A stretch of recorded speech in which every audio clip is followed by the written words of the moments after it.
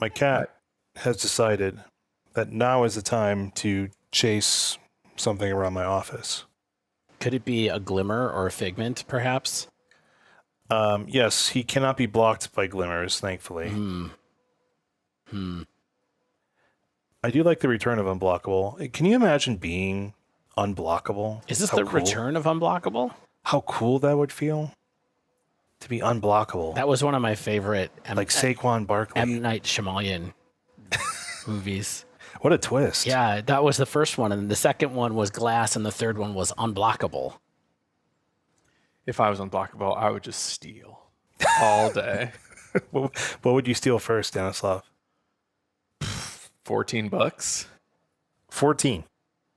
Yeah, you don't want to like ruin someone's life, but Oh, you mean okay? So we're talking about like personal theft. We're not talking about sort of like victimless crime.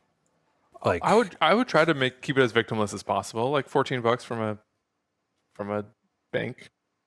Yeah, give me all your $14 in the bag. Give me all your $14, all your hugs and kisses too. I would lean in and whisper, "We know it's FDIC insured." No ink packs or whatever they are. Should we ask that one question, flying or invisibility? Or unblockability? How fast do I fly? Do I fly as fast as I walk? You can fly slightly faster than you walk if you want, just because I feel like I've seen you walk. It's not great. Like a trot? It's not great. Okay, so like speed walking at the Olympics, speed of flying. I will take the invisibility, my friend. I would also take invisibility just so I could get some damn peace and quiet around here. You know what I'm saying? But you'd be like playing Switch and your children would be like, why is the Switch floating? Why is it Balatro again? Dad, a ghost is playing Balatro again and he smells like you. Are your clothes also invisible, or do you have to be naked? No, clothes are included. I don't want to get into that whole thing. I think I read a Nicholson Baker book about that one time where you could be invisible, but you had to be naked at the same time. I like the twist in Mystery Men. I think it was Kel, who could turn invisible, but only if no one was watching. That's tough. Got to time it just right. It made for a great climax in the movie. Is that a good movie? It's a great movie. Really? It's a I great don't movie. even remember it existing. It's a good one. I remember when it came out, there was a lot of hype, and then it seemed to disappear without much of a trace. So I'm glad to hear that the Ben Stiller vehicle is still out there doing all right. Oh, Paul Rubens, Ripperino, Yes, baby. yeah. And Janine Garofalo's in it too, right? Like it's a kind of an all-star cast of early 2000s, late 90s. Yeah, William H. Macy, Hank Azaria. Greg Kinnear. What happened? Man, this is just like a who's who of what happened. Greg Kinnear, Janine Garofalo, Kinka Usher. It's good. It's a nice cult classic of 1999 filmmaking, the last great year in cinema. That was a good year.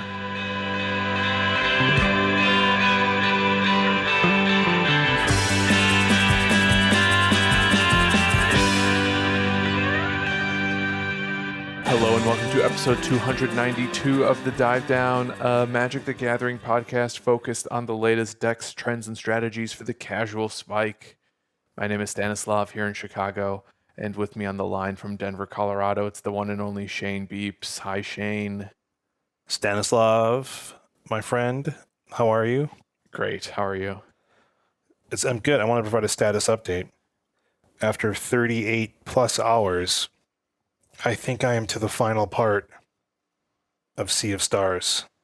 Dave, I need you to understand. For the last 3-4 weeks, Shane kept texting me, just complaining about this game, all the little choices it makes that he hated. You don't say. And then he and I beat the game, but like lots of RPGs, there's like a secret ending where if you do 100% there's post-game stuff. Yeah. If you like 100% all the collectibles, you get a secret ending. And I told Shane, like, I like this game a lot. I'm not collecting conches. I'm not going to collect 60 conches. Spoilers. To see this like post-game cinematic. And Shane's like, I'm going to do it. I mean, I'm already this far. What's another 3 hours? I get it, like in for a penny, in for a pound, but that's, why do that to yourself? It's honestly for the takes. And I most wanna have importantly, takes on how bad the post-game content is, along with the game content. Gotcha. Oh, so spoilers for episodes of your other podcast that I'm not on is you hated this game? No, I wouldn't say that. Yeah, I liked it.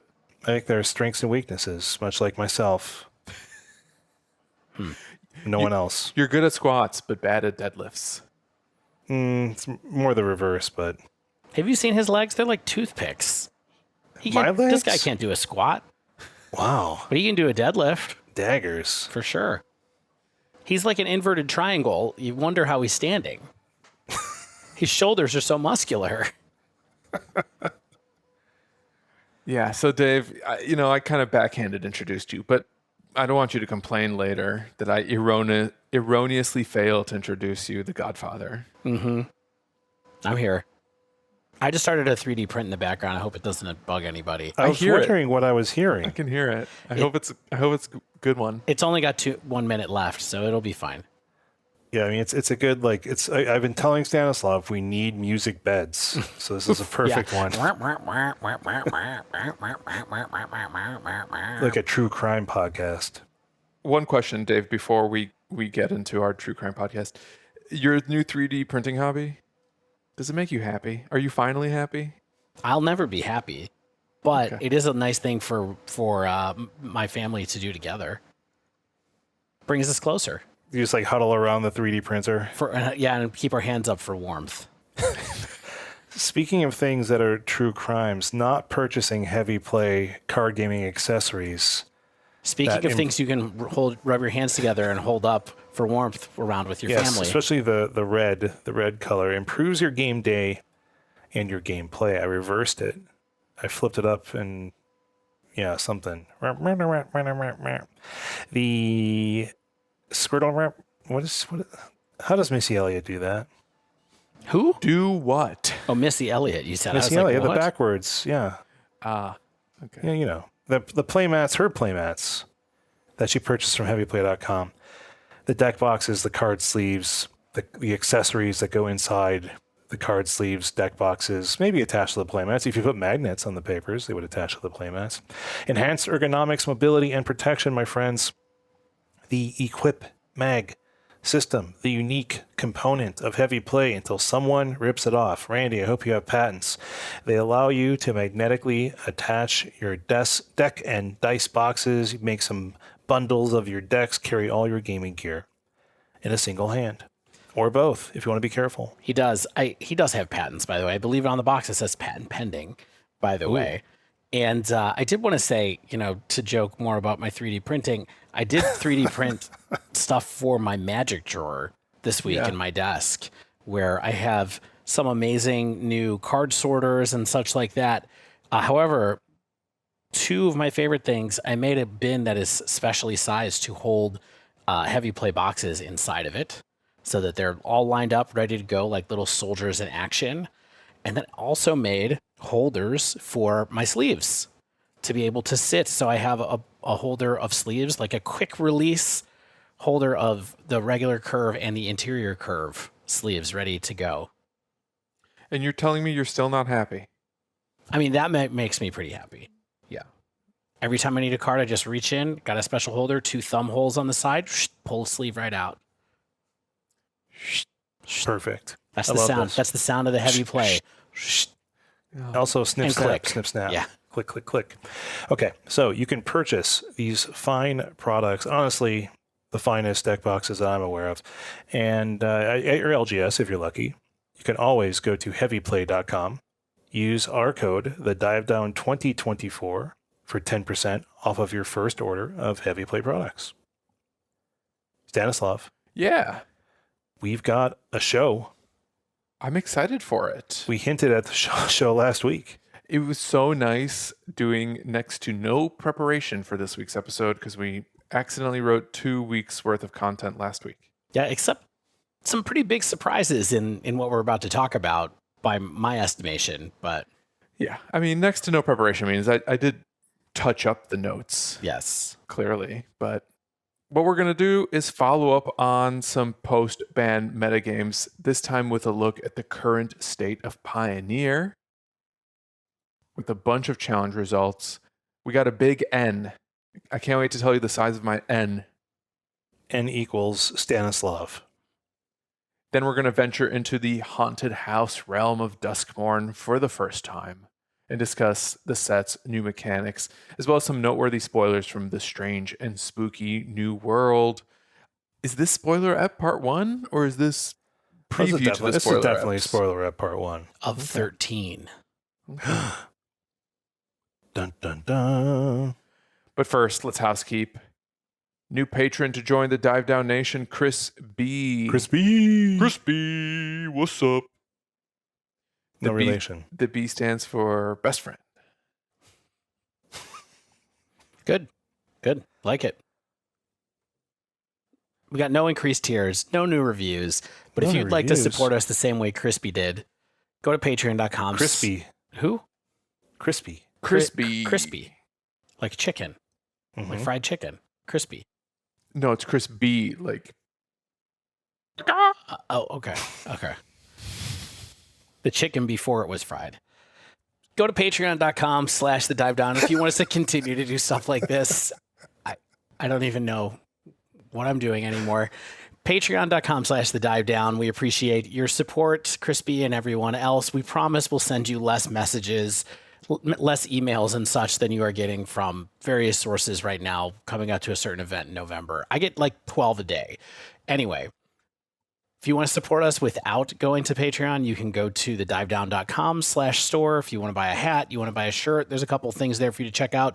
It's fall. Check out the hats. They're nice hats. I promise you, they're very nice hats. I wear them most days. Manatraders.com. If you want to rent some Magic cards for playing on Magic Online, you can go to manatraders.com, the dive down _4F7 through the middle of September. So check the show notes for whatever week it is to see what the most recent code is. But if you're listening to this in real time and haven't got lost in the scary haunted house that is Duskmourn, that's your code. And then finally, you can go to Energy, Nerd Rage Gaming, and enter Dive 8. We're just helping them out. You get 8% off, help you out. That's it. that's all there is to it. We're going to talk about Pioneer. All right, so we're going to do a quick check-in. I haven't played, but after looking into the format, there's something here that caught my eye that I really want to try. Me And too. I have a feeling at least one of my co-hosts, if not both, might feel the same way. So, Oh, yeah. Yes. Instant play. So we're looking at 21 challenge level events from Holy MTGO. smokes, Stanislav. That's a lot. That's a lot of cutting and That's pasting. what happens when you miss a week, when you do show prep for a week and then shelve the notes for a week and then add another week to it. More specifically, these are events that span from August 26th through September 8th. It's all top 32s, but it combined to 641 decks. That's a lot. We don't get samples like this anymore. We did back in my day, but not now. Which I realize now 641 is not divisible by 32, so, take it or leave it. Yeah. Don't check my math. Maybe it's n equals 640. That I think that's probably it. Yeah, Exactly. Because there's a row for player, deck name, blah blah blah. Now I would say 21 events. So 640 would be 32 times 20 for what it's worth. So maybe it's 20 events in that span for 640. Wow. Irregardless. Sure. Irregardless. That's not a word. That's an irrational number. I'm an irrational person. We're going to look at the overall spread of like the decks that were very popular to not so popular. Mm-hmm. I'm going to look at the winningest decks. So just literally the strategies that won these challenge events. And then I'm also going to zoom out just a little bit to look at decks that were more prevalent in top 8s before finally doing a short cool deck ink on an emerging new strategy that is very present in these results. Somehow. So in terms of the actual most popular decks across challenges, I was able to break it down to the top 10 strategies which cleanly broke out to anything that had over 20 copies.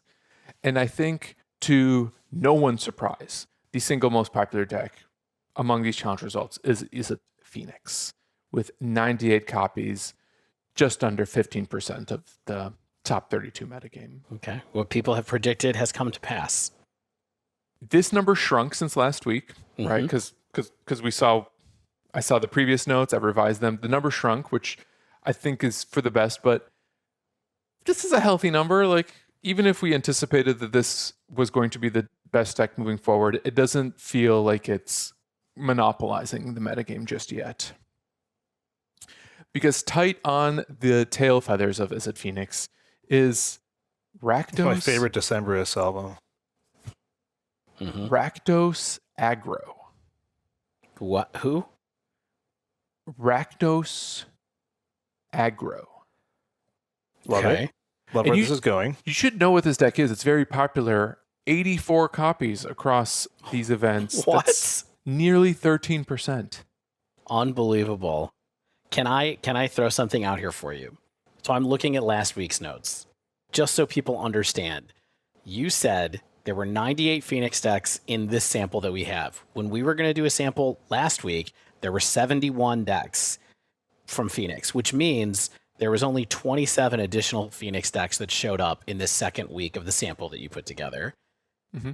By contrast, last week's sample had 18 copies of Rakdos Aggro, and I'm not even sure if they're the same deck because we didn't really look 2 weeks ago at this. It is. It is? It is, because I had it called out in last week's notes, too. Okay. Now there is 84 copies. So it's like a complete reversal, where the first week there was around 70 decks in this sample that were Phoenix. This week there's around 70 decks that were Rakdos Aggro in this sample. You call that a grower, a riser, an up-and-comer, my friend. Yeah, this was a Maybe you do. big It's a week grower, for... not a shower. You know what I'm saying? No, I don't. No, I don't get it. All right, Horn Dogs. The next most popular deck was Jund Sacrifice with just under 9%, followed by Zori's Control, 7%, and Selesnya Angels, 6%. This is the top half of the meta right there. Do you want to talk about what this means now, or do you want to like hit all these decks later? Because Jund Sacrifice is not necessarily the same deck it was before, and I think it's got some really cool stuff going on now. Why don't we Let's talk talk about about the it. 5 of these now? Yeah. Yeah, Anything to say about Phoenix? Phoenix is just Phoenix, right? it's just Phoenix. Okay. Literally nothing new going on. The one thing I noticed that took me by surprise is that Temporal Trespass is now a $2 card What? because it was reprinted in Assassin's Creed. Oh my God. It went from like $25 to $2 because of that? $2 card now. Amazing. Another great investment. Buy high, never sell. Exactly. But Shane, talk me through Jund Sac. I know you've liked Sacrifice decks in the past, and I think it I've looks like there's some new yeah. cards here. Like them more theoretically than executionally, right? So I mean, this is similar. The same core that we are used to, right? Like where it's Cauldron Familiar, Unlucky Witness, Blood Tithe Harvester, Mayhem Devil, Claim the Firstborn, all that good stuff, right? Deadly Dispute, Bitter Triumph, it's Witch's Oven, blah blah blah blah blah. The two new pieces are things. One card I believe we did mention as being a cool option for Golgari sacrifice type decks or food based decks, and that's Igra, Eater of All, which is like a 2 or a 3 of in most of these decks. Mm-hmm. It's a 3 black-green legendary elemental cat 6/6. It's a mythic from Bloomborough. It has ward sacrifice of food. In this deck, that means this creature does not die, more or less, to targeted removal. Other creatures are food artifacts in addition to their other types and have 2 tap, sacrifice as permanent, you gain 3 life. So basically, there is food. Whenever a food is put into a graveyard from the battlefield, put 2 1/1 counters on Igra, Eater of All. So that's just cool, goes along with the rest of this concept. Another new card is Scavenger's Talent. It is a class enchantment. Mm-hmm. It's a single black. It reads, whenever one or more creatures you control die, create a food token. It triggers only once each turn, but then level 2 is 1 in a black. Whenever you sacrifice a permanent, target player mills 2 cards, and then 2 in a black to get to level 3. At the beginning of your end step, you may sacrifice 3 other non-land permanents. They might be food. If you do, return a creature card from your graveyard to the battlefield with a finality counter on it, which I believe when it dies, it gets exiled. Correct. So, yeah, just some gravy here. Making a lot of food is good. And yeah, it's everything. It's, it works the way I think you imagine it does. Yeah, I mean, I do want to mention, you said that Eager was cool and fit into this deck. It goes infinite in this deck. Yeah, that's the thing, right? There must be some kind of combo. Yes, the combo is if you have 2 Cauldron Familiars, Eager goes infinite because they can just sack themselves to themselves. One in the yard, one on the board, back and forth, and then you just kill somebody. Oh, with the witches, that what you mean? Yes. No. You just sacrifice a food to Cauldron Familiar's activated ability. Mm-hmm. Each Cauldron Familiar you have is a food. Oh, yes. When Eager is in play. So if you have one in the graveyard and one on the board, you just infinitely sack Cauldron Familiars, make Eager infinitely big, but the truth is you kill them with Cauldron Familiar's ETB. Yeah, because Cauldron Familiar can sacrifice a food for no cost. That's the key. Yes. Correct. So there you go. Perfect. Yes, this is something we mentioned on the spoiler episode, but I just wanted to say Eager is not just a card that fits in here for synergy. This is an infinite combo piece in this deck that is also a card that is pretty okay on itself as something that just can just attack. Yeah, it seems a little pricey for value. So it makes sense as a combo engine. Yes. It's a 5-mana 6/6 that's unkillable, but and grows. Yeah, and grows, but it's got that bailout, So it is a pretty different deck from what it was before, simply because it has a more easily accessible infinite combo now that Sacrifice really did not have access to. So instead of Corvold, Fey, Cursed King for 5, correct, you now have a combo win. Right. And thank God, because playing against Sacrifice was often such a slog. Yes. At least they can close out the games now. This makes me actually more inclined to play this deck because it has sort of a twin situation. Yeah, it has an oops, I win type thing just to get me out of it. Like if I bide my time long enough, then I can Egra, go to town. Yeah. So Sweet anyway, deck. New deck, new version of this deck, sweet deck. It's third in the meta right now. We're going to come back to Rakdos Aggro because I think we all want to talk about it. Yes, we will. Azorius Control. Anything weird about Azorius Control? No new cards, no nothing? No, very standard. They're mostly Yorion decks. There are a few outliers that play Kahira. I saw one outlier that made top 8 that was playing, I think it's called Brea, that white creature from Bloomburrow that I really liked during spoiler season. The elk. The elk that brings you back from any game state. It's parody. Biza the Bounding Spring. There's 3 in the sideboard of the list I'm looking at by Meals from the 829 challenge. Meals. So yeah, that's Azorius Control. Nothing really out of the ordinary there. Also, Angels. Angels is doing really well right now. The newest card is from Brothers War. So it's been pretty stable. Interesting. Okay. Are you referring to Kayla's reconstruction? I mean, just a variety of things. There's lands, brushland, Yeah, that kind of stuff. Toscasia's Welcome in the sideboard. That's a really good card. I've been playing that card in Spirits, or have played it in Spirits. I guess I haven't played Pioneer in a while. Really great against the control matchups in particular. It's just drawn cards. Yeah, you're kind of just playing elf ball. Mm-hmm. So yeah, Angel's doing Angel stuff. And yeah, I mean, beyond that, we have a lot of familiar faces in the lower half of the metagame. Rakdos mid, Boros Convoke, Gruul Aggro, Mono Green Devotion, Abzan Greasefang. Even Boros Pia and Alar. Remember the Boros Pia decks? Not really. Just the exile synergies. For sure. It's a thing. That's cool. It's fine. So what decks are making top 8s? Yeah.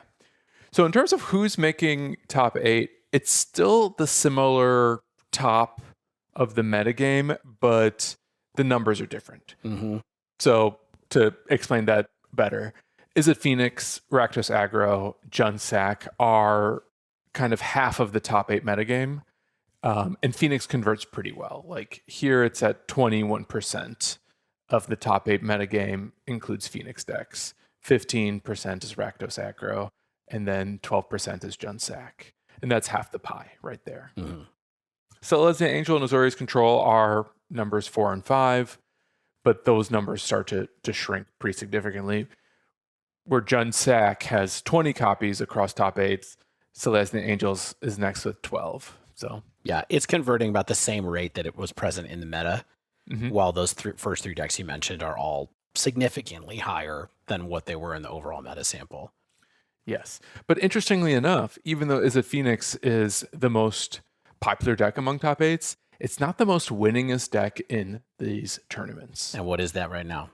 It's a tie between Rakdos Aggro and Junsack. Both of those have won 4 challenges since we started looking at the post-ban metagame. Phoenix actually has only done it twice. Angels has even done it 3 times, so once more than Phoenix. Interesting. And then we have a smattering of other decks, like 4-color midrange has won a tournament. That's also a Yorion deck with like Lotus Cobra, Omnath, Nissa, Resurgent Animist, doing 4-color control-y things with Escape to the Wild. Greasefang has won one, Stan. Greasefang. Zoom Zoom, as I like to call it. This rat has a Mazda. This has the deck that won does have a new card called Cachet Grab. It's just a couple copies of this 2-mana instant that mills 4 cards. Did you just say cachet grab? Cash grab? It's cash. Yes. Yeah, it's a pun. Then why is there an E at the end of cash? That's one way of spelling the word cash. Yeah, but Makes no sense. Compels me though. the word cachet has a T at the end. Thank you. C-A-C-H-E-T. Thanks. Does it really? Yes, it does. Oh yeah, there you go. Cash it. Yeah. Twist it. Bop it. Even so, like this card on plan, right? Mill 4, you may put a permanent from among the milled cards into your hand. So it both gets artifacts into your graveyard and also potentially gets a Greasefang back into your hand. I don't hate it as a cheeky 2 of. Seems pretty good. Gruul Aggro has won a tournament. This is basically what you would expect from Gruul Aggro. What I did not know is that these decks are now playing Aloe Alchemist and Cunning Coyote. And Heartfire Hero. And Heartfire Hero. So hot right now. Yeah, I was expecting when I opened this that it would actually be Gruul vehicles, but it is not. This is just an aggro list with Monstrous Rage, Play with Fire, or a Tarka. It's really a Tarka Red kind of Gruul thing. Yeah, interestingly though, it does not play Slick Shot. Yeah. Which is what the Gruul Prowess decks were playing for a long time. Interesting. Yeah, it's got Cunning Coyote instead as a plot card, which is pretty interesting. When Cunning Coyote enters the battlefield, another target creature you control gets +1/+1 and gains haste. That's why. Long story short, before we talk about Rakdos Aggro in a little bit more detail, metagame looks pretty diverse right now. I think it's quite aggressive, quite linear between things like the aggro decks, Is It Phoenix, even Greasefang won a tournament. Like I kind of feel Angels like we're just kind of linear. Yeah. Angels super linear. Like I think we're just trying to like go fast, and the control decks, I guess, are like just playing a big control Yorion strategy to bore themselves to tears. Mop it up. Exactly. Yeah. Okay, so now let's get to the meal of this, because You hungry, Dave? well, we were asking Devin about Pioneer on Discord today, and he was like, "Oh, there's a lot of this Rakdos Prowess list," and I was like, "Excuse me?" Come again? I was like, "Yeah, the who? Two words I love. Yeah, put them together. It's a great thing for me." Get that goober grape. Yeah, Prowess. It's kind of a mix between Prowess and Heroic. Yes, Because so you do have Prowess cards. You have Monastery Swiftspear. You have Emberheart Challenger. Slick Shot Show Off. Like not literally Prowess, but a Prowess-like effect. Yep. But then you also have these very heroic abilities. Heartfire Hero has Valiant. When it becomes the target of a spell or ability for the first time, put a 1/1 counter on it. My God, I love this deck. Callous Sellsword, when it enters the battlefield, with a 1/1 counter on it for each creature that died under your control this turn. It's got Dreadhorde Arcanist, which is really popular in the red-white heroic decks to just kind of like get back the pump spells. And this deck has 15 pump spells between Might of the Meek, Monstrous Rage, and Titan Strength. Plus Reckless Rage. I guess that's not a pump, that's removal. Yeah. And claim to Fame, which is recursion. Yep. With a little bit of pump on the aftermath. Along with Callous Sellsword is the card that's in here that I was not expecting to see. Yes. This is the adventure from Woe that has a fling effect on it. It's a fling effect on a 2/2 as the adventure, which is kind of interesting. So you make a big creature and then you fling them. Right? Burn together. Yeah, burn together. And the templating on this adventure is kind of different than what we usually get from Fling, right? It says target creature you control deals damage equal to its power to any target, then sacrifice it. Yeah, really good in a counter magic. Yeah. Oh, yes. Because it's not an additional cost to cast a card. Love that. Love that. There's actually not that many black cards in this deck. It's really more of like a mono red Yes. deck. It has 3 Callous Sellsword, which part of me wonders how often you're casting the backside of it. It's probably a good bailout, to like turn a sacrifice into something, and then it's got Claim Fame. Yeah, I mean, really, like many, I think, straightforward aggressive decks, like it splashes into black primarily for sideboard options, right? Like Yeah, when you need your interaction against other creature decks, you need your hand disruption against combo, control, stuff like that. Cheeky Obnix, the adversary for kicks, against control, I'm sure, things like that. So there's a lot of options here against decks that will try to slow you down. Like, you have, going back in time to Hazoret the Fervent, things like that. So Wow. Hazoret. that's the singleton in one of these decks, but Yeah, I will play Hazoret all day. Yeah, I'm looking at the Humuda list as well. I made a day 2 and a GP with Hazoret the Fervent. Well done. There's also a new land from Bloomburrow, Rockface Village. This is the red uncommon that can tap for colorless, tap for red for creature spells, or you can pay red, tap it to target lizard, mouse, otter, or raccoon, get +1/+0, and haste until end of turn. Nice little synergy with the Heartfire Hero and Emberheart Challengers to just like immediately trigger Valiant on both of them. Yeah, and it, in particular in Emberheart Challenger, it's like draw a card every turn with Rockface Village, basically, which is cool. Deck looks fun and cool. Like I guess I'm not surprised that this shot up so quickly. It's just doing like the strongest aggressive things that you basically have access to in Pioneer with some new efficiently costed technology. I love being right about Might of the Meek. I'll say that. I mean, it's a pretty easy card to be right about, but it's fun to see it see play. You have to get those low hanging fruits sometimes, Shane, to stay relevant. Get in this those environment. dubs now and then. Can we look at Emberheart Challenger again just one more time as we go away? Because I feel like this is probably the card that's some of the secret sauce of this deck. I did not realize how many keywords are on this 2-drop.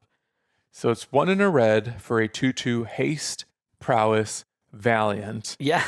When it becomes the target of a spell or ability you control for the first time, exile the top card of your library until end of turn. You may play that card. Yeah, this card rules. That's pretty good for 2 mana. I mean, this is like the best red 2-drop in aggressive red 2-drop in ages, right? I mean, Slick Shot. Besides It's no Slick Abbot of Shot, Carol yeah. Keep, but Yeah, it's no Abbott, but Yeah. I think it's clearly not as good as Slick Shot, I guess, but still, it's a lot of keywords. Amazing. why do you say it's not as good? Because 'Cause- they kind of do different things, right? Like this lets you play an early to mid game strategy, where Slick Shot I think is really effective at closing the mid to late game out. Yes. I would agree with that. I mostly just think that Slick Shot probably goes in more decks and is faster than Emberheart Challenger by a good amount. Yeah, I mean, you play Emberheart in a deck in Pioneer because like you need cards, right? And because you need the cards because the individual cards on their own merits are not strong enough to kill someone like they are with like Modern Burn or Modern Prowess, right? So this is just kind of I think this is clearly like a Pioneer power level red 2-drop, but an excellent one for this style of deck. 3 creature words, 2 mana. I wonder why this doesn't play Smuggler's Copter. Has Pioneer moved past Smuggler's Copter?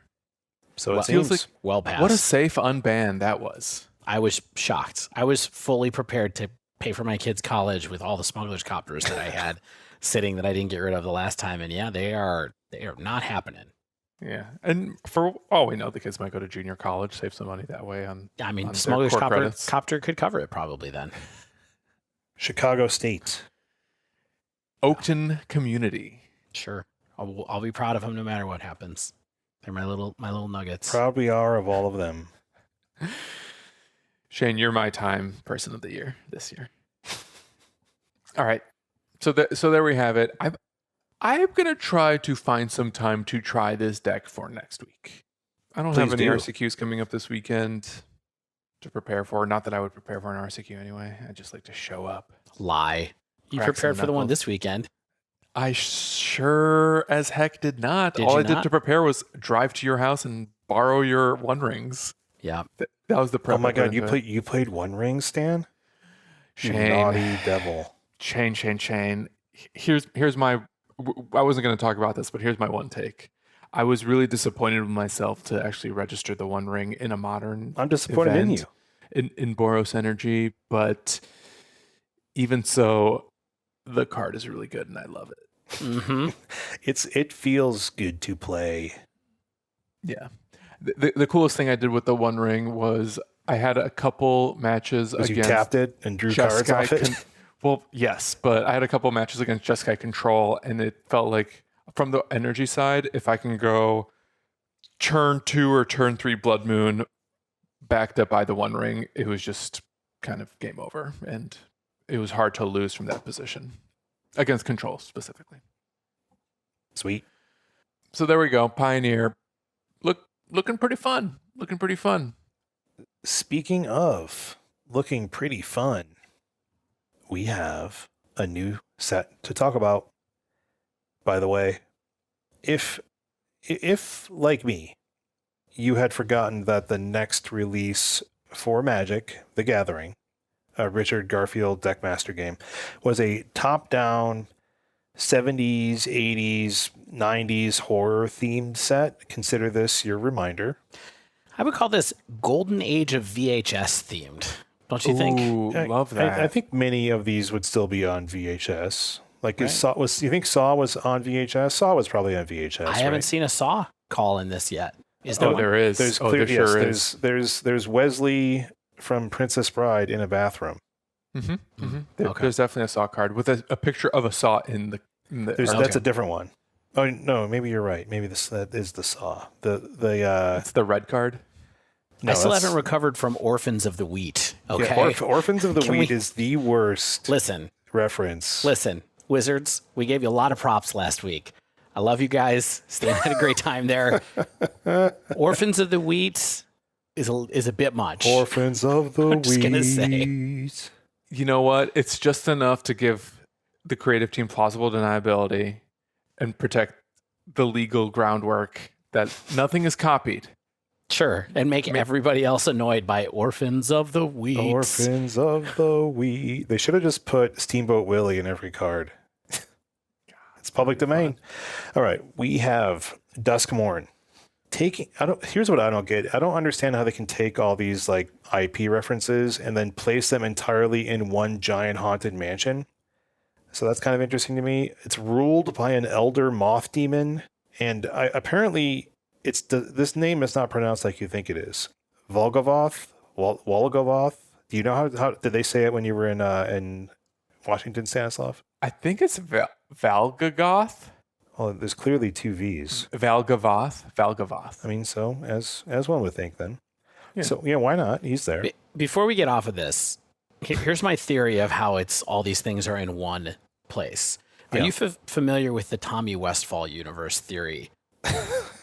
No. I believe you've mentioned this to me. So let's go on. You don't know about this? So the unified television universe theory of Tommy Westfall, who was a yes. character on the television show Saint Elsewhere, Saint Elsewhere.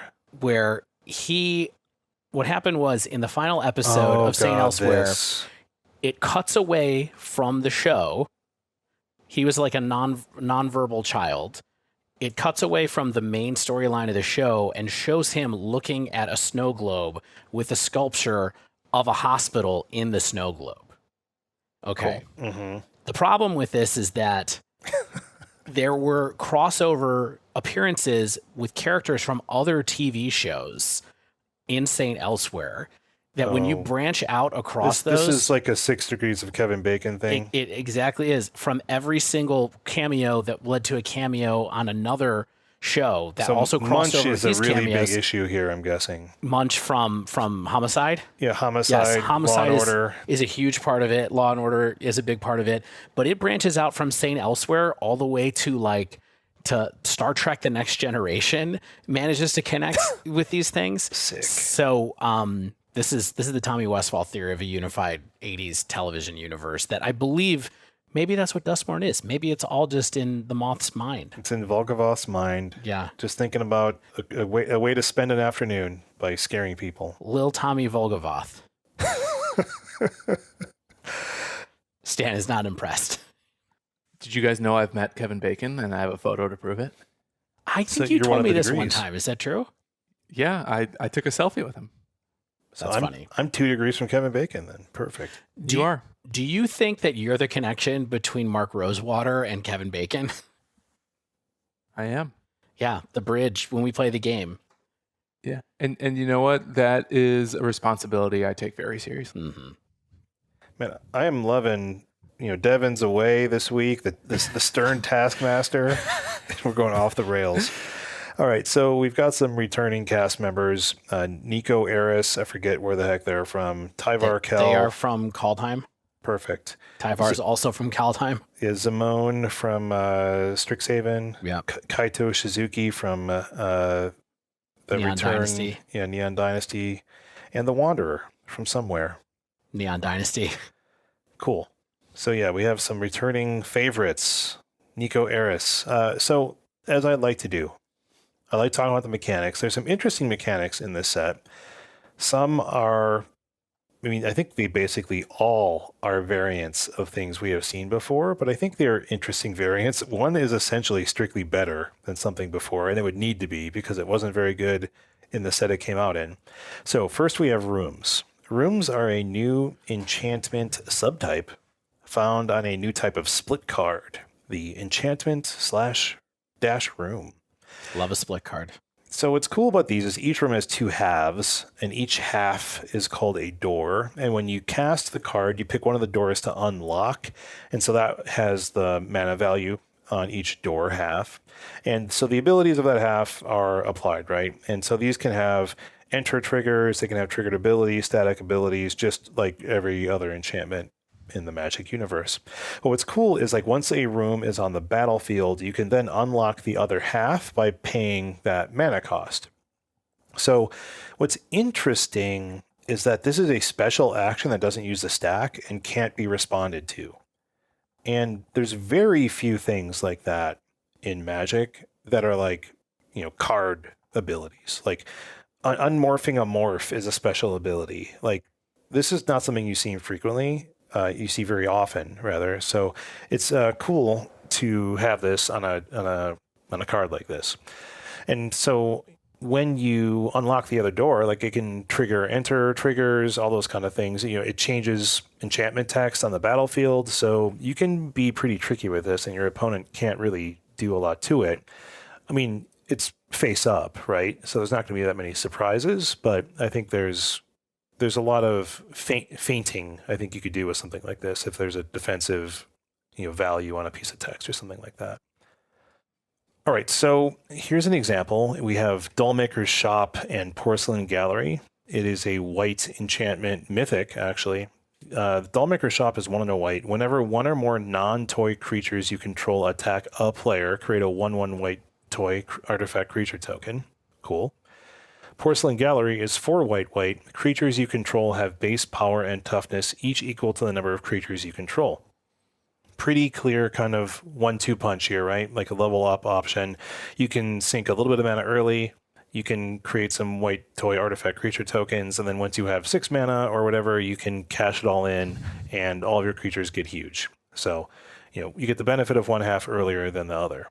So that's kind of, I think, how these are intended to be working. So there's a lot of stuff in this set, of course, that has to deal with enchantments and rooms and things like that. I mean, it seems pretty limited focused, maybe a standard deck built around it, but...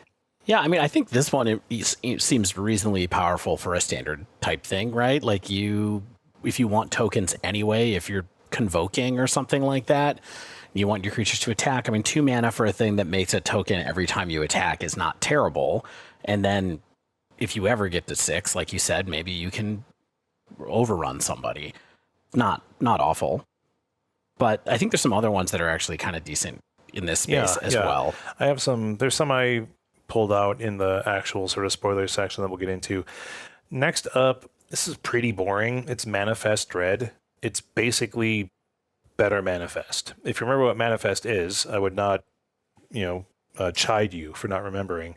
Yeah. It's basically like you flip over the top card of your library face down. It's a 2/2 creature, and then you can pay, if it's a creature, you can pay the creature's mana value to flip it up, a special action that doesn't use the stack. Right. It's like top decking into a morph token, basically. Yeah. So this was in was this only in Dragons? This wasn't in. Was this in Fate Reforged too? I thought this was Fate.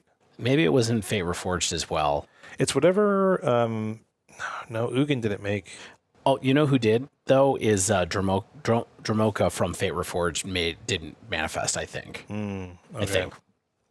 All right. The non-mythic one. But anyway, yes, this is just better than Manifest because what Manifest Dread does is that you get to look at 2 instead of 1 card.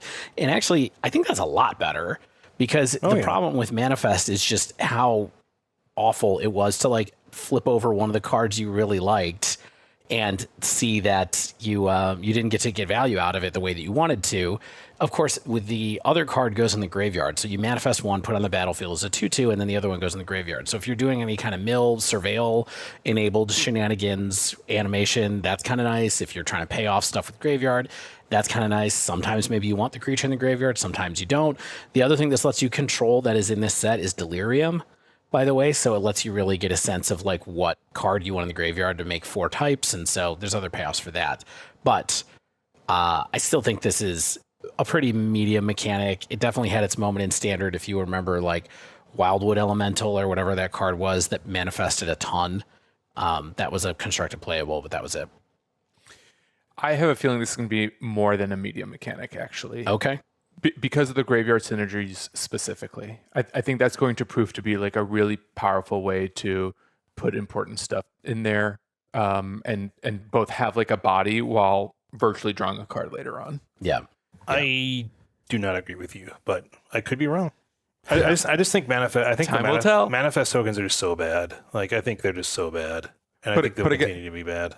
But again, my point is the fact that like you get to control what you put into the graveyard, and that selection I think is going to prove powerful. If a card is it's all about what cards have Manifest Dread and how it triggers and stuff like that. I mean, I don't think the ability is inherently weak. I just think it's like what cards are going to have it. We'll find out. I mean, here's one that is pretty interesting that I hadn't seen before. Unwanted Remake for a white. It's an instant that says destroy target creature its controller Manifest Dread. I think that's bad. Yeah, so I think I'm returning on that one. Are we sure? Well, are you destroying your own creatures? No. You're so basically you're just saying like this is kind of like Path to Exile, but they get a 2/2 that they can flip over maybe. Yeah, what I'm saying is, Shane, if you say Manifest is bad, if you say Manifest tokens are bad, this card might be good. You know what I mean?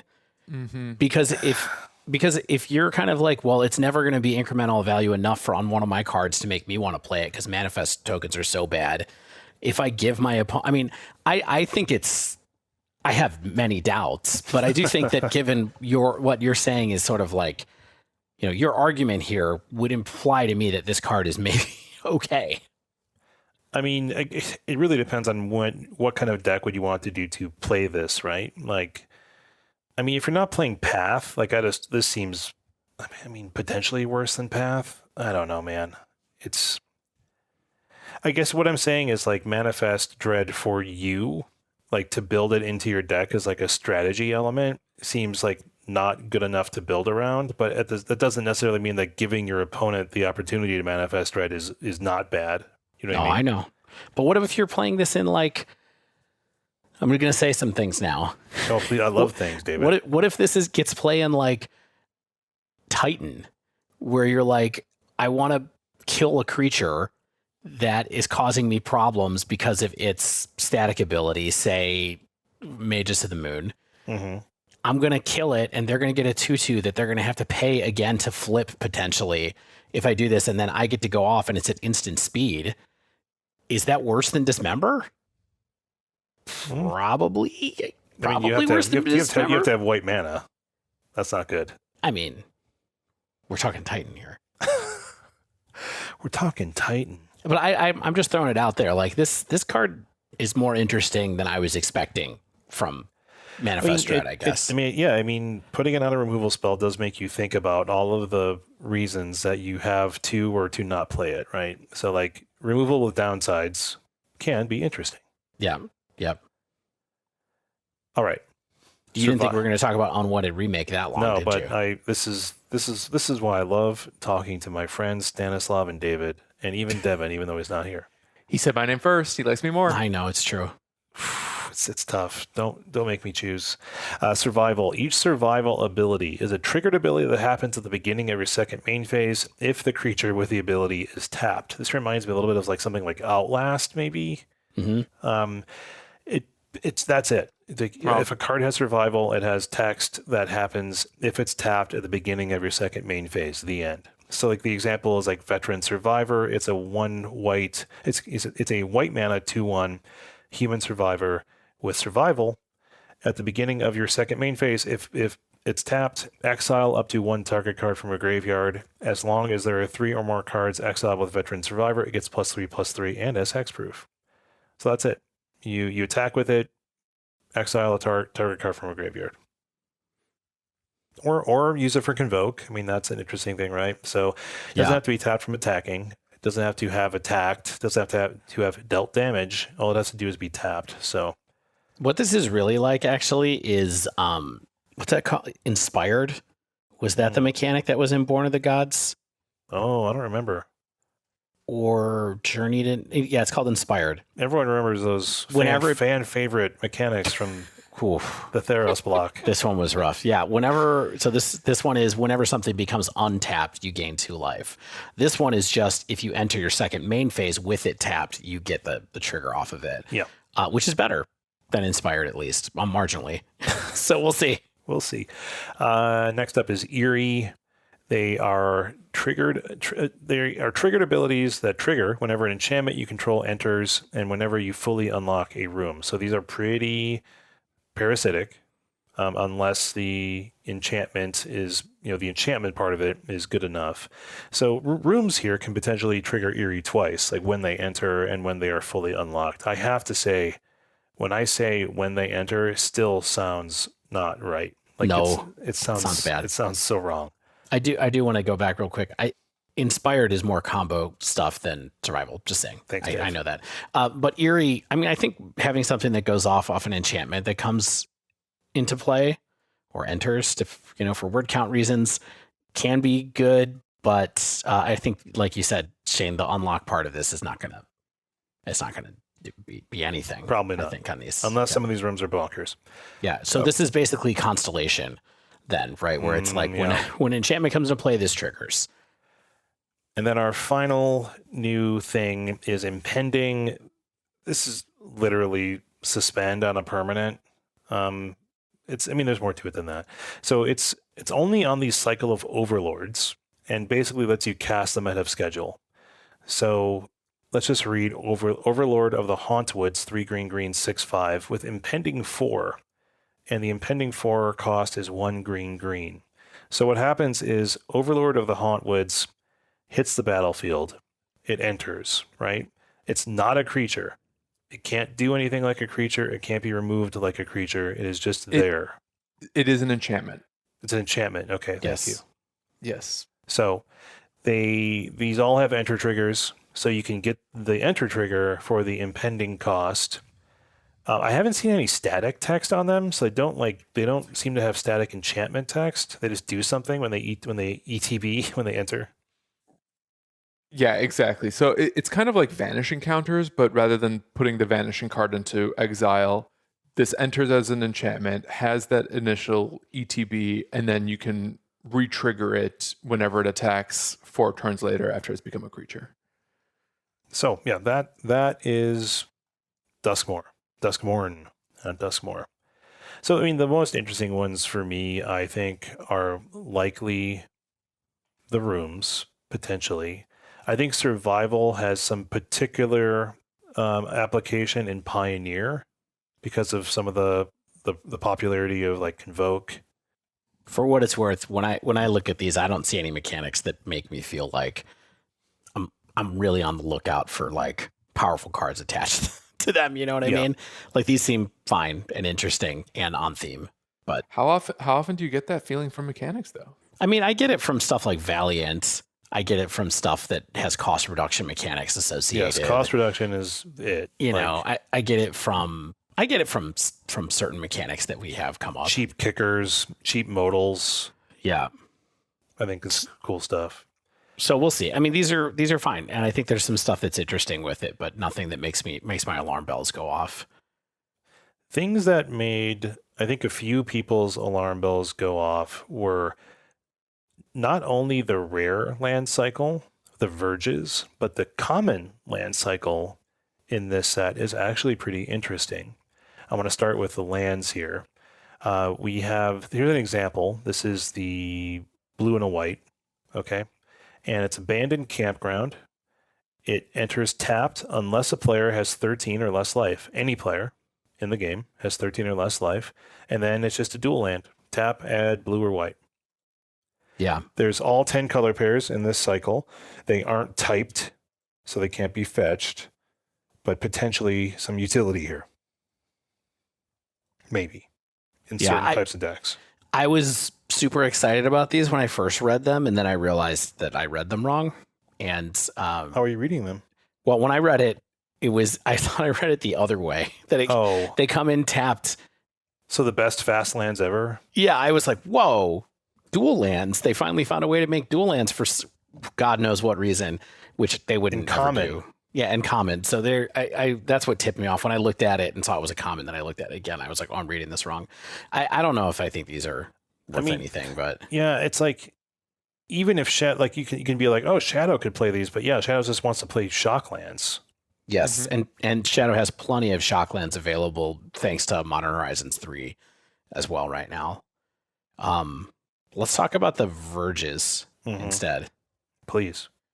Shane, are you doubting that Shadow has shocklands thanks to Modern Horizons 3? No, I'm trying to remember what you mean by that. There's the cycle of modal double face cards that come into play, do 3 damage, come into play tapped, or are a spell. Love it. Perfect. Yeah. All right, the Verges. Those are bolt lands, David. Bolt lands, sure. Bolt lands. Verges. Dave, read me these Verges. If you want to parse my writing, I don't want to parse these. All right. So there's 5 Verges in this set, and they are the 5 sets of allied colors, right? So you've got your white blue, blue black, black red, red green, green white. Okay. The default ability is that they tap for the first color, meaning white, blue, black, red, green, right? And they come into play untapped. They are untyped. Yeah. But if you control one of the 2 land types associated with the colors on this card, meaning if you control a plains or an island for the white blue land, you can also tap it to make the second color. Okay, so you have the white blue Verge, you already control the plains, you drop this down, it is a dual land. You can tap it for the second color. If you don't, you only get white. So it's kind of funny, right? Like, so the permutations here are pretty substantial, right? Like, so I remember Aaron in our Discord being like, why did they pick this order, right? Because it's like, well, the first color is white, blue, black, red, green, but like then the ones that go with it are, XYZ. So it's like they could make a lot of these if they wanted every freaking option, but they probably don't. I don't know how I feel about these.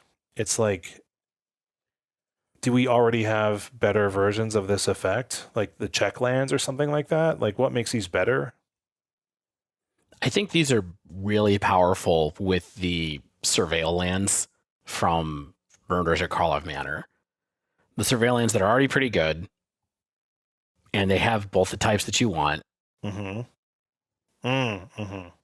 I'm almost wondering if these might replace fast lands. I like that they always enter untapped. If we look at decks that run fast lands, for example, let's look at Rakdos Aggro that we talked about in Pioneer. It leans red. You want to have access to black mana occasionally, but you never want to like go off tempo by playing a tapped fast land after turn 3. Mm-hmm.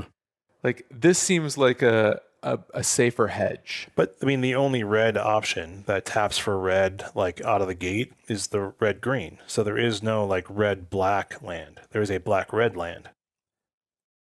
Right. So it would depend a little bit on what your color mix is, but I get. But here's what you're saying too, Stan. Though, is that these are enabled by shock lands, right? Like that's the main thing that I would expect these to be enabled by in Pioneer, for example, and maybe a little bit of surveil lands, which they're not as popular in Pioneer as they are in Modern because they can't be fetched in Pioneer.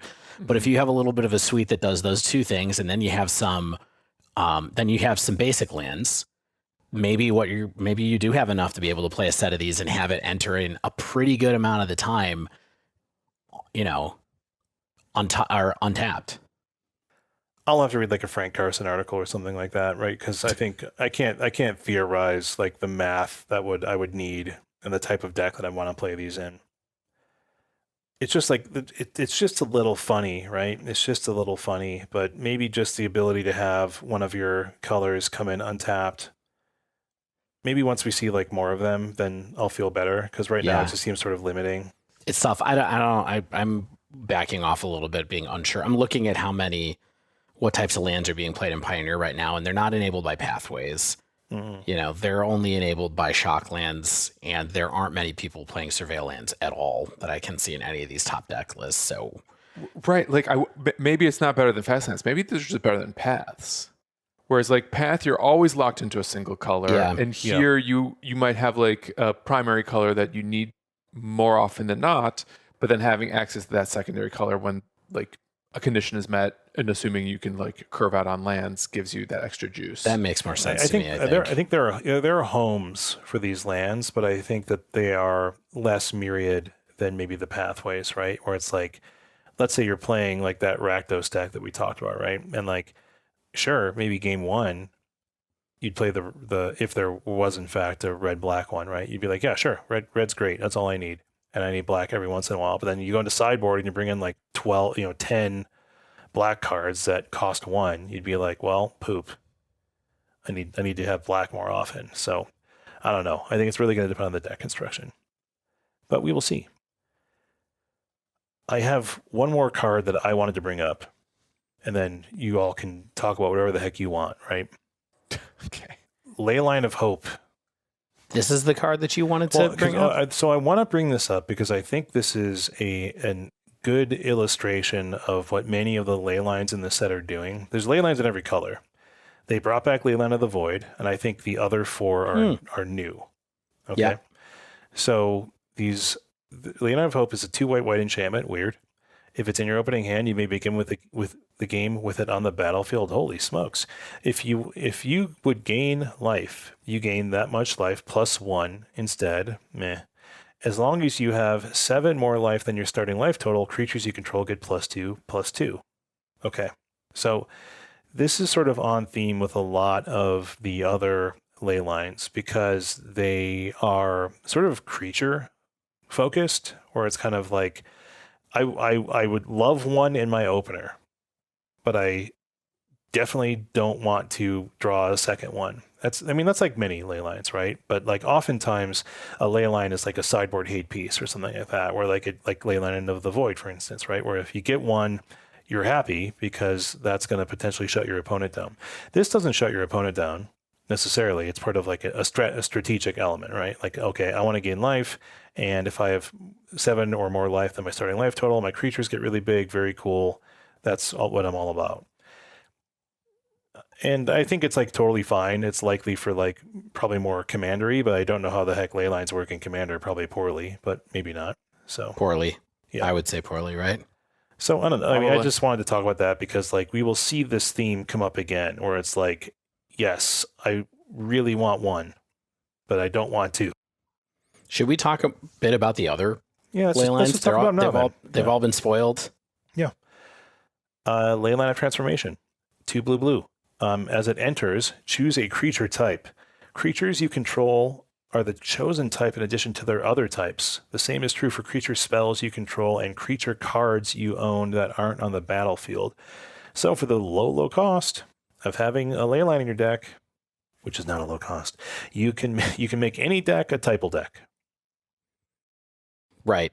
I do think if you're just saying typal in the sense of like merfolk Humans, in Modern, squirrels. I think we're thinking too small for this card though. Sure. Because this is like a combo enabler card. It's not that's really what I mean. Like when you think about the universe of possibilities that this opens up, it is bonkers.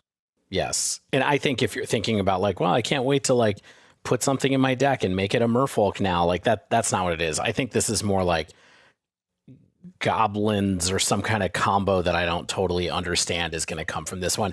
And there's another one that is also this same kind of vibe, which is Leyline of Mutation, which is 2 generic green for a enchantment that says you may pay Wooburg rather than pay the mana cost for spells that you cast, which I think also is something that is potentially very breakable depending on what kind of deck you would like to play it in.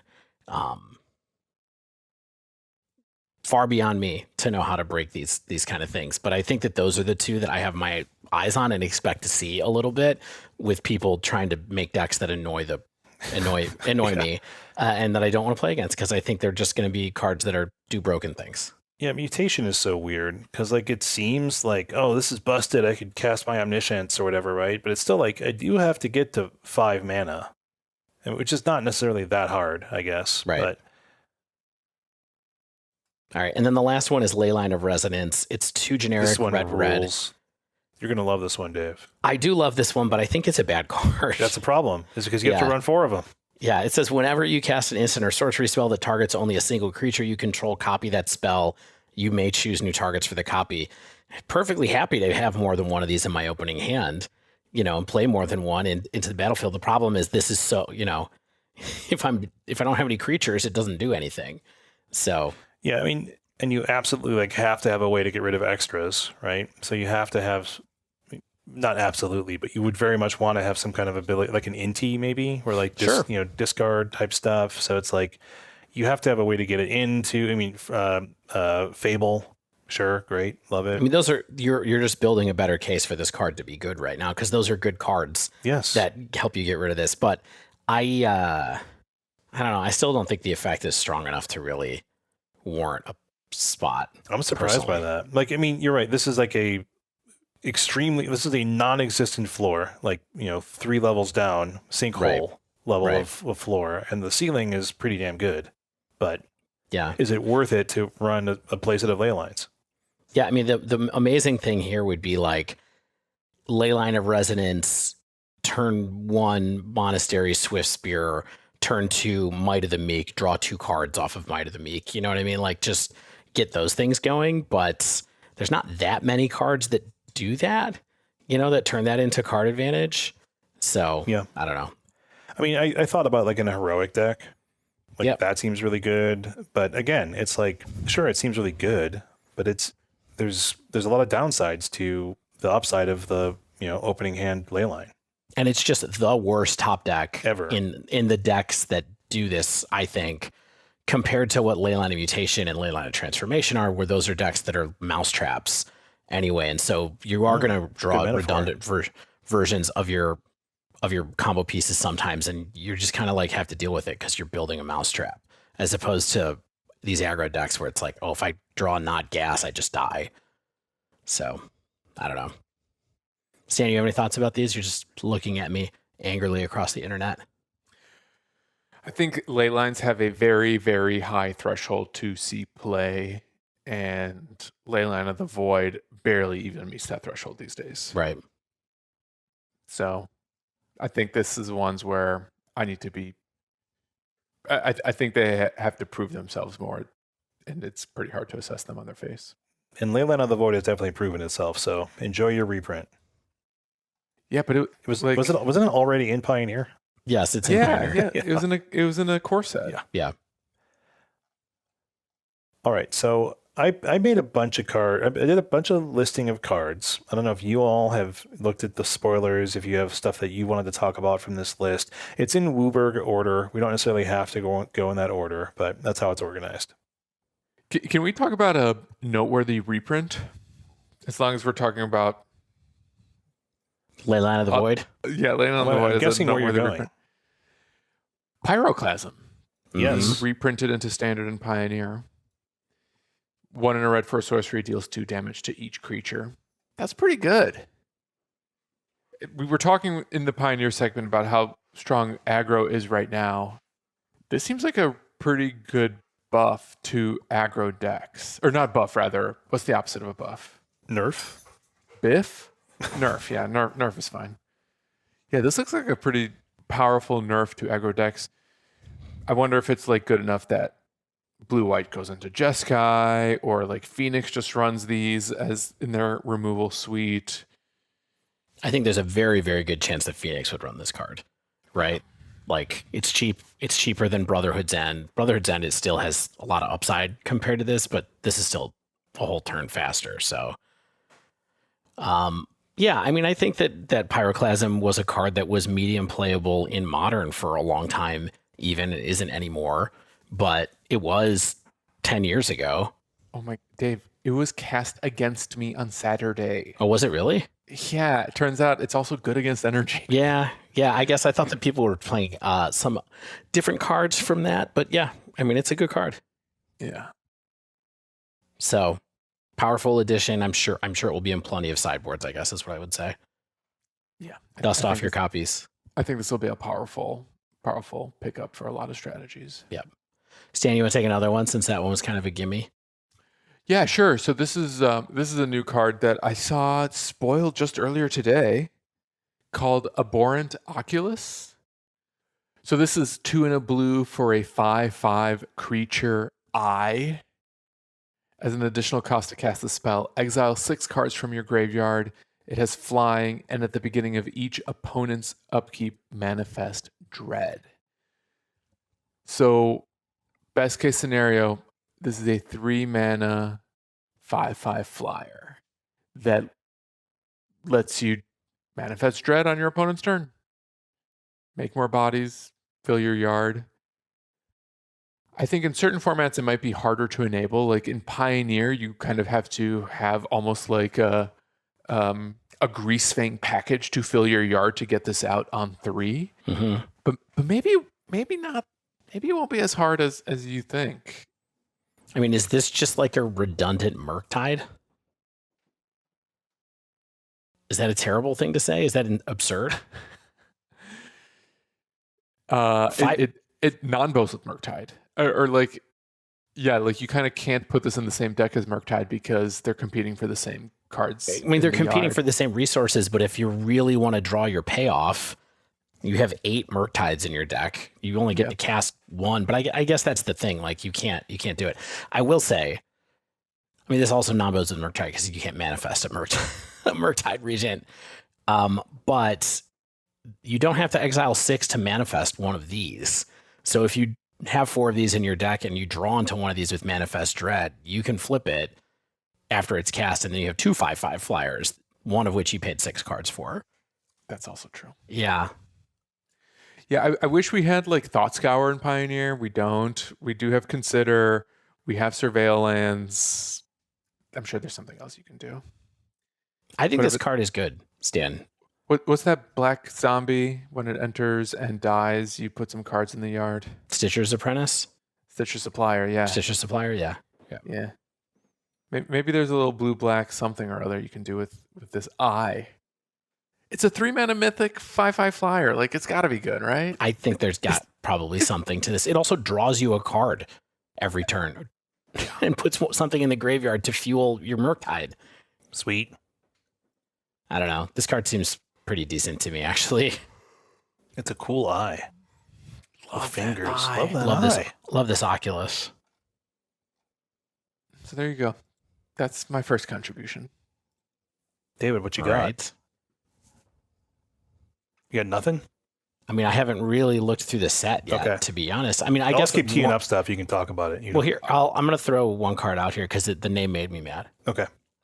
Marvin, Murderous Mimic, Uh-huh. 2 generic, for a 2/2 legendary artifact creature toy. Marvin Murderous Mimic has all activated abilities of creatures you control that don't have the same name as this creature. Mm-hmm. First off, I'm mad because they turned my sweet, beautiful dog boy, whose name is Marvin, into an evil homicidal Chucky doll. I don't like that. Yeah, that's terrifying. But also, this seems like another one of these cards, and I'm like, this is just some combo piece. Oh, yeah. Right? Tap, 2 tap, mana. tap-a-roo, baby. You can combine tap and untap triggers onto a single creature as long as Oh they're my activated God. abilities, and then kind of go activated. wild with Okay. it. Yeah, it has to be activated. It's Yeah. not. It doesn't work with Survivor or Survival or whatever it is. But yeah, this card just seems good, and like a lot of people are going to have fun trying to make stuff out of this. And so cheap, 2, Colorful. Two? I mean, colorless. 2, colorless.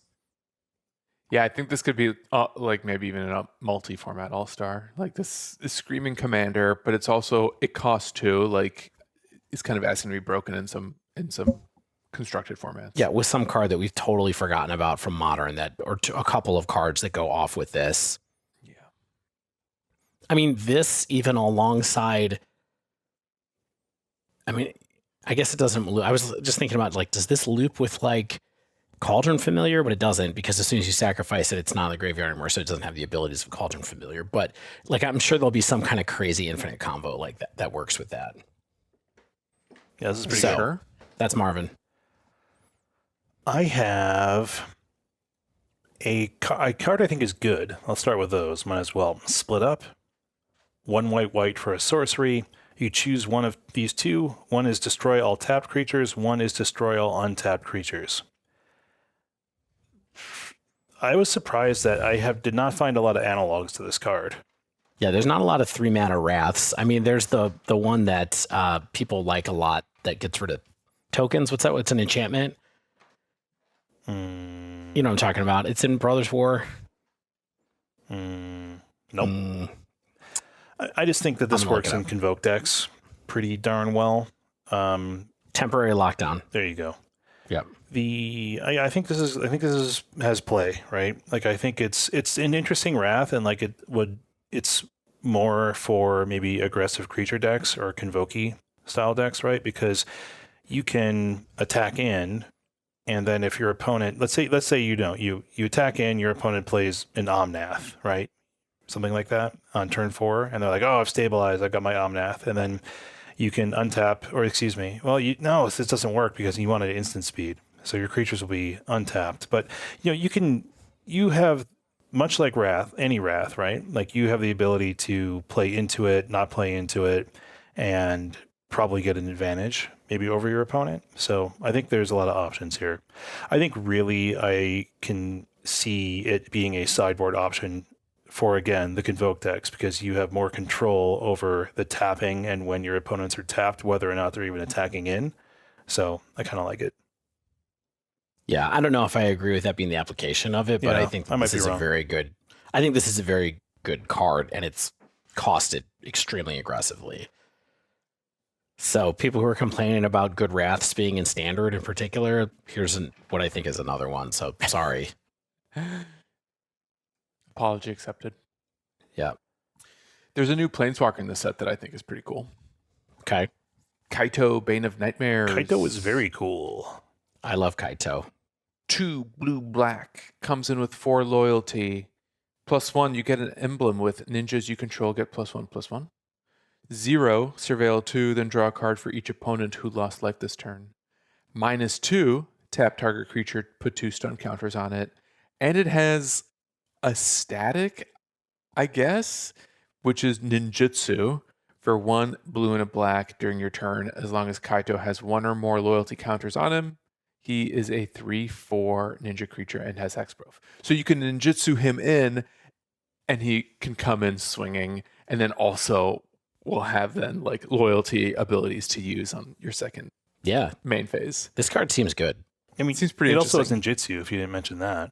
No, yes. I think that's what makes this work, is that you play this in a slightly aggressive deck and then ninjutsu it in on turn 3, hit somebody for 3, and draw a card. They can't even kill it. This thing's stupid. I think it's quite good. Yeah. It looks expensive at first because it's 4 mana normally, but I think this is I don't know if you can really play a ninja typal deck in any format that we care about. Maybe Pioneer at this point. I mean, a lot of the ninjas just rotated out. So there's that. But so the +1 is a little like, but the surveil trigger is great, I think. And so is the -2. Mm-hmm. Mm-hmm. I also feel like we've seen from the Wandering Emperor that putting flash on a planeswalker is good. Yeah. Very good. And this is practically flash. Right. Practically. You're playing it at instant speed. Yeah. Put it in a rogues deck. Let's try rogues again in Pioneer. You know? I do think more like this is like why this is a good planeswalker design, because it's for, I think, more specific types of strategies. I think a lot has to go right for it to be its best. But I think like it's a fine card that people will build around or try to build around. Yeah. Is Ninjas one of the premier decks in EDH too? Isn't Yuriko one of the most popular commanders? Who knows? They're printing legends every week now. Yeah, it's true. Impossible to keep up. Yeah. All right. I won't talk about Commander ever again. Thank you. Can we talk about Chainsaw? This card. It's going to be a short conversation. No, this card rules. I mean, it rules. The art is amazing, as you pointed out. The special edition art. Holy smokes. Yeah. 1 in a red artifact equipment. When it enters, it deals 3 damage to up to 1 target creature. Whenever 1 or more creatures die, you put a rev counter on Chainsaw. It has equip 3, and the equipped creature gets +X/+O, where X is the number of rev counters on Chainsaw. This card's awesome. It's hilarious. It's good. The ETB causing direct damage, you're going to put a rev counter on it right away. I would really hope, otherwise it's not a very good card at all. But like it works in tandem with like other removal, maybe a sacrifice theme for kicks. Like I think this card is just like fun. It might not be that good. Because a lot has to go right for it to like be worth a dang, but like 1 in a red, even to do 3 damage to something, this is not modern power level, but go for it. You know, I can see this doing something, like being cool. This is the perfect amount of fun to get Shane out of his little cocoon. I guess, right? Out of his chrysalis. The upside is quite as high. The floor is very low, but no, this card rules. I think this card is terrible, but awesome. No, this is a card I will love playing when Stan and I open a box of Duskmourn and split it, and then we play a little sealed. This will be a fun for that. I love when you guys have fun without me. Makes me feel included. Shane, you left. Good point. I left too, but then I came back. Yeah. I missed the seal tournament. Yeah, he did. He missed hanging out once a quarter with me. That's all we got. I actually feel like this card would be very, very good if it wasn't equip 3. If it was equip 1, I'd be like, this is bananas. But at equip 3, it's pretty safe. Yeah, that's really the problem. I pretended to ignore that part. Or I wish it had the insta-quip thing. Yeah. Like the comes into play and equips to somebody. If it killed something, equip 1 that turn. And then like if that creature died, then like the subsequent equip cost would be 3. Like that just seems cool to me. Yeah. What's the name of that red 1-drop from original Eldraine that reduces the cost of equip abilities? Emberheart Champion or something. What is that? No, that's a mouse. What isn't that? Oh, sorry, you're right. You got mice on the brain. Yeah, I do. It Mice is, in my it is a brain. champion. No, Yeah. you're right. It's, I want to it's see a mouse champion. wielding a chainsaw myself. It's a world champion card. It's one of the invitational cards or whatever. And maybe it's not actually from Eldraine because I'm looking at. Oh no, this is the Woe. I mean, the spoiler. world championship card is like fervent champion, right? No, it's like Yeah, Fervent champion. Thank you. Yeah. it's that. there you go. Imagine that guy with a chainsaw. You know what I'm saying? Oh, the horse is holding it in its mouth. Yeah. It's the worst place to hold a chainsaw. Yeah, it's Well, Javier we- Dominguez's card. Yes, and if Javier Dominguez is on the battlefield, then chainsaw is free to activate, and maybe that's the wombo combo. This card still sucks for constructed, I think, but maybe I'm wrong. I want I to. don't know. I think Javier Dominguez needs to do a very fast photo shoot with him holding a chainsaw. Yeah. We're running out of time. Can I just keep picking cards, or do you got I one? want to pick a Okay, card. you got one. Go. Yeah, it's a generic in a blue for Silent Hallcreeper. This is a card that's a 1/1. It can't be blocked. Whenever Silent Hallcreeper deals combat damage to a player, choose one that hasn't been chosen. This card rules. The first mode is put 2+1/+1 counters on it. Another mode is draw a card, and the last one is Silent Hallcreeper becomes a copy of another target creature you control. Yeah. I think this card is good. If this thing is not killed, it's doing something good. Something Yeah. good. Something could be something very good. Yeah, and it's an enchantment, which is kind of interesting as well. That I think is the secret sauce, because it can do enchantment creatures can trigger enchantment matters things. It can wear enchantments. It could be in like a auras style deck. You know what I mean? Like there's a lot going on here. Yeah, I mean, it gets a lot from what's the 1 mana Yes, card? exactly. Ethereal Armor. Yeah. Enchanted creature gets +1/+1 for each enchantment you control in his first strike. Just keep attacking. Or you put one of those With it. put one of those card draw, enchantments on it, get extra cards. I love drawing Yeah. cards. I think this card is pretty decent, and it has a lot of extra text on it. It's a cool card. Like, it does die to like a slight breeze, but if it does not die, it's good. This looks good with Kaito as a way to ninjutsu in Kaito and also reset the 3 abilities so you can do it Draw all a card over again. Yeah. Yeah. It's also silent like a ninja, but it's not a ninja. I like how on Scryfall, Silent Hallcreeper is right next to Creeping Peeper. the This is the Jeeper set. Jeeper. Yeah, Jinkies. Jeepers Creepers. All right, what else we got? We'll do why don't you guys each do one more, and then we'll get out of here. I got all the time in the world. Nowhere to run. This is pretty straightforward. 1 in the black enchantment with flash. When it enters, target creature an opponent controls gets -3/-3 until end of turn. Shame that sounds bad, but wait, there's more. Creatures your opponents control can be the target of spells and abilities as though they didn't have hexproof. Ward abilities of those creatures don't trigger. This is a powerful sideboard option against very particular strategies. There used to be like a black-white Yorion deck in Pioneer. Mm-hmm. That used a card that was its namesake. This is a while ago. Oh, I'm like really the enchantment one that blank. would like destroy people's stuff every turn. Well, Doom Foretold? that's Doom Doom Foretold. Foretold. Yes. Did they yes. play? There's another card too. There's Oath of Kaya that people use to do Oh, this yeah, sometimes yeah. and flash in as well, which does a lightning helix basically. Yeah, but that costs 3 mana. I think Right. that was 1 white black. I feel like this in like a Yorion shell looks pretty interesting as a repeatable removal spell. Mm. I think this card is just very targeted. It does one thing very well. So it's going to be like in every black commander deck probably, right? It's just going to be good. I have a few cards. I'm struggling to pick one. So You wanna do two? Yeah, do a couple, man. I guess. What about Unstoppable Slasher? 2 in a black for a 2/3 zombie assassin with Death Touch. When it deals combat damage to a player, they lose half their life rounded up. Mm-hmm.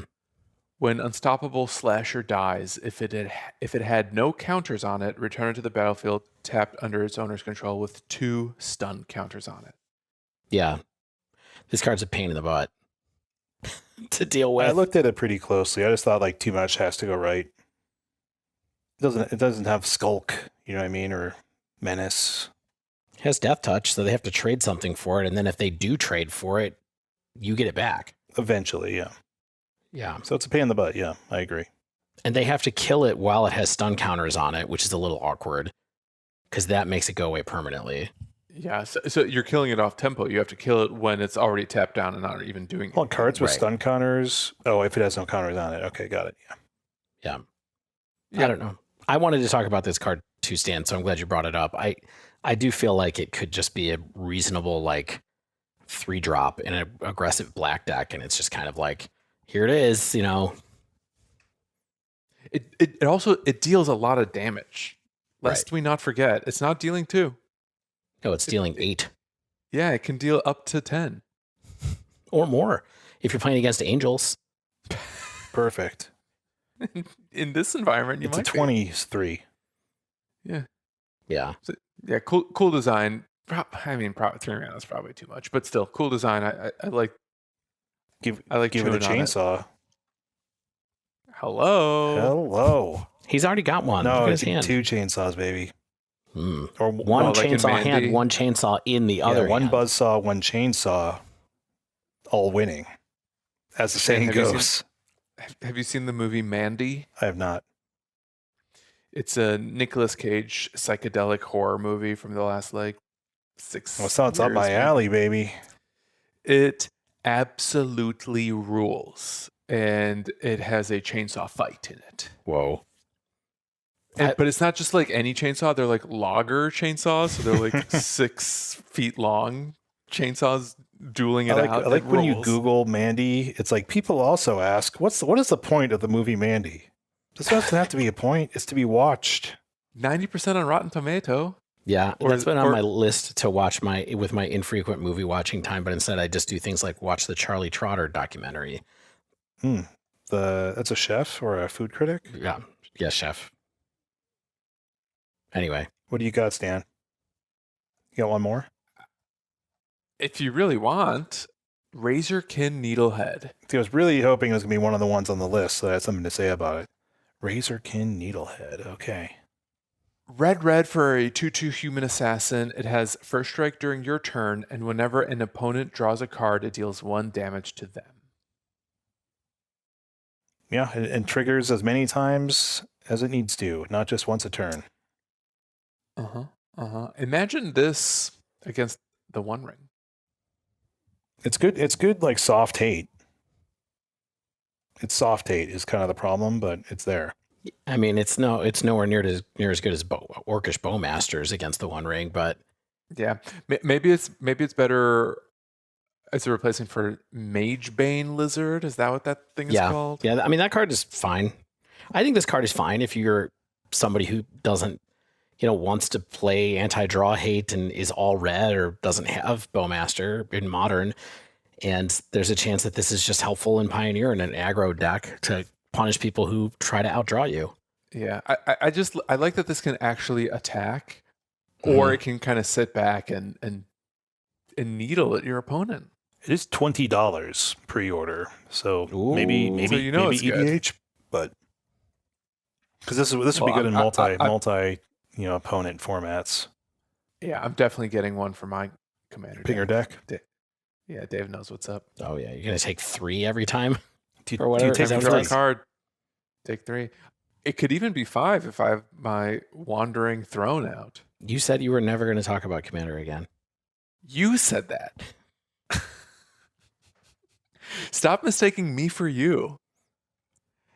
I'm comfortable wrapping it up here for my picks. I think we're done for now. I got to spend some more time with the spoiler and see. You know what? We're going to talk about spoilers at least one more time. I think the set's going to be felt in formats. Really? Okay. Like maybe it'll be standard defining and that'll be the ceiling of its power level. But like I feel like there's some powerful stuff happening here, and I think there's a lot of text on these cards. They do a lot of different things. A lot of text on Magic cards. 2024. Holy smokes! A lot of different card types providing interaction. That's, I think, a key component, Stan. I think there's also some interesting pieces for like decks that are sort of there. like, a Pioneer Enchantment Matters deck or something like that, I think could see something. I think there's some options here. I mean, there's some cards. I'm looking at the Jolly Balloon Man right now. I feel he could be pretty strong. Really? No. Okay. I'm just looking at the names. I'm looking at Arabella, Abandoned Doll. I looked at that and I was like, wait a second. Not as good as I hoped. Actually, there is one more card I would like to mention that seems sick. Peer Past the Veil. 2 generic red-green for an instant that says discard your hand, then draw X cards, where X is the number of types of card types among cards in your graveyard. That card seems pretty good. Pay 4. forward, like draw 6 if you're lucky. Yeah, pay 4, draw 6 at instant speed. I mean, living the dream, but I love it. Let's live those dreams. Let's do it. I mean, but this is like, am I going to dredge? Are we dredging? Just discard my hand for 4? No way. But seems like a powerful card, though. I'm looking forward to talking more about this next week. And until then, that wraps up this week's show. If you haven't yet, make sure you subscribe to our podcast so you get the latest episodes as soon as they come out. And if you use Apple Podcasts or Spotify, please leave us a rating and review. If you'd like to submit a question to our podcast or just reach out in general, you can tweet us at The Dive Down, all one word, or email thedivedown@gmail.com. If you'd like to support the show, you can join our Patreon at patreon.com/thedivedown and check out our store at thedivedown.com/store. Head over to heavyplay.com to get some incredible deck and wait a second. Dave, when are you going to put some 3D printed material in the store? I'm not. Just put one 3D printed thing with a really high margin.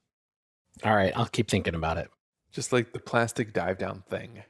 Yeah, the tagline. Yeah. Original from a goof tagline. Head over to heavyplay.com to get some incredible deck and dice boxes and playmats featuring the Equip Mag system. Use promo code TheDiveDown2024 for 10% off your first order at heavyplay.com. Also, shout out to Mana Traders for sponsoring the Dive Down.